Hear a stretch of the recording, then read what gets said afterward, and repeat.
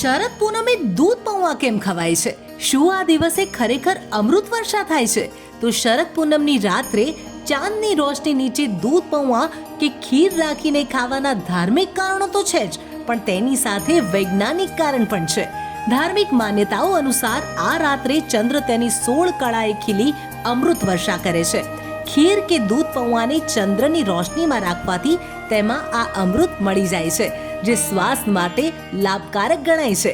હવે વૈજ્ઞાનિક દ્રષ્ટિએ જોવામાં આવે તો ચંદ્રની ચાંદનીમાં ખીર કે દૂધ પૌવા રાખવાથી તેમાં અલ્ટ્રા વાયોલેટ તત્વો ઉમેરાઈ જાય છે, જે દૂધના ગુણોને વધારી દે છે.